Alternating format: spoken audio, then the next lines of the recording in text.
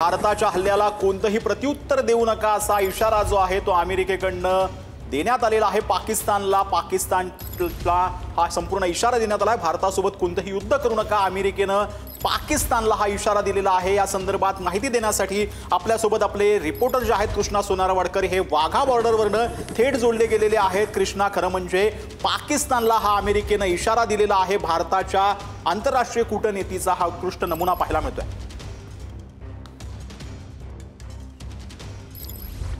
सचिन, नक्कीच आपण पाहतो की संयुक्त राष्ट्र समितीने सुद्धा हे सजेशन जे आहे ते पाकिस्तानला दिलेलं आहे आणि पाकिस्तानच्या वरिष्ठ अधिकाऱ्यांसोबत सध्या अमेरिकेचे अधिकारी असतील किंवा संयुक्त राष्ट्र समितीचे अधिकारी असतील ते बोलतायत आणि भारताच्या या हल्ल्याला कुठल्याही पद्धतीचं प्रत्युत्तर देऊ नका, अन्यथा युद्ध होईल आणि युद्ध करू नका अशा पद्धतीचा सल्ला पाकिस्तानला देताना पाहायला मिळत आहेत। मात्र पाकिस्तानच्या हद्दीत असणारे 9 दहशतवादी अड्डे 1:30 वाजण्याच्या सुमारास भारतीय लष्करानं एअर स्ट्राईकच्या माध्यमातून उडवलेले आहेत, दहशतवाद्यांचा खात्मा केलेला आहे आणि पाकिस्तानामध्ये मोठी तारांबळ उडालेली आहे ते सुद्धा पाहायला मिळतं आहे। 9 दहशतवादी जे POK पाकव्याप्त काश्मीरमध्ये सुद्धा होते आणि पाकिस्तानच्या हद्दीमध्ये होते, तिथे भारताने एअर स्ट्राईक केला आणि 1:30 वाजताच्या सुमारास हा एअर स्ट्राईक केल्यानंतर तिथे जे त्यांचे अड्डे आहेत ते पूर्णपणे उद्ध्वस्त केलेले आहेत आणि यामध्ये असंख्य दहशतवाद्यांचा खात्मा झाल्याचं सुद्धा जी माहिती आहे ती मिळते आहे।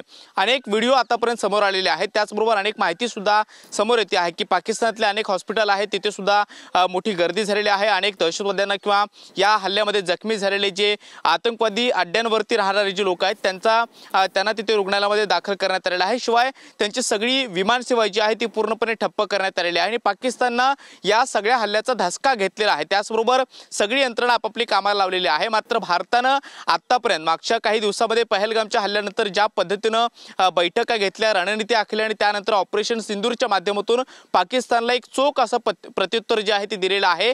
खास करून पाकिस्तानच्या हद्दीत असणारे हे दहशतवादी जे अड्डे आहेत तिथे भारताच्या विरोधामध्ये कारवाई करण्यासाठी जे दहशतवाद्यांना प्रशिक्षण दिलं जात होतं, त्यांना निवारा उपलब्ध करून दिला जात होता आणि मागच्या काही दिवसापासून या सगळ्या ठिकाणांची माहिती गुप्तचर यंत्रणांच्या माध्यमातून लष्कराला मिळालेली होती आणि या मागच्या या सगळ्या हालचाली पाहता या अड्ड्यांवरती जिथे दहशतवाद्यांचं ठिकाण होतं तिथे हल्ला करण्यापूर्वी हे तेच ठिकाण आहेत का जिथे दहशतवाद्यांचं वास्तव्य आहे आणि त्यांचं प्रशिक्षण असेल किंवा इतर सगळ्या ज्या गोष्टी आहेत त्या पार पडतात, त्याची अधिकृत माहिती मिळाल्यानंतरच भारतानं एअर स्ट्राईक केला आणि 9 ठिकाणावरती अशा पद्धतीने एअर स्ट्राईक करून पूर्णपणे दहशतवादी अड्डे जे आहेत किंवा जी ठिकाणं आहेत ती पूर्णपणे उद्ध्वस्त केलेली आहेत। पाकिस्तानच्या माध्यमातून वेगवेगळे दावे केले जातात की सिव्हिलियन एरियावरती भारतानं एअर स्ट्राईक केलेला आहे, अनेक नागरिक जखमी झालेले आहेत। त्याचबरोबर भारताचे काही जे एअरफोर्स आहेत किंवा जी विमानं आहेत ती सुद्धा आम्ही आमच्या हद्दीमध्ये पाडलेली आहेत। मात्र हे सगळे दावे खोटे असल्याची माहिती मिळते आहे।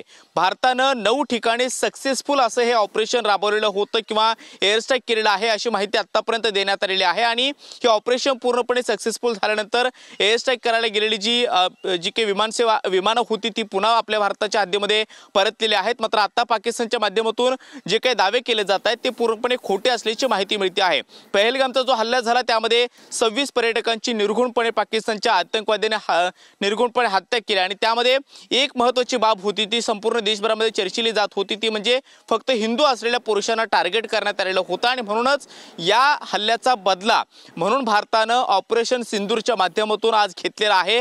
रात्री 1:30च्या सुमारास पाकिस्तानच्या हद्दीमध्ये असणारे जे दहशतवादी अड्डे आहेत ते गुप्तचर यंत्रणेच्या माध्यमातून जी माहिती मिळालेली होती ती आयडेंटिफाय करण्यात आलेले होते आणि त्यानंतर एअर स्ट्राईक करून हे अड्डे जे आहेत ते पूर्णपणे उद्ध्वस्त करण्यात आलेले आहेत। आणि आता जी काही प्राथमिक माहिती मिळते आहे किंवा आतापर्यंत जे काही व्हिडिओ आलेले किंवा तिथली पाकिस्तानची या संपूर्ण माहितीसाठी धन्यवाद।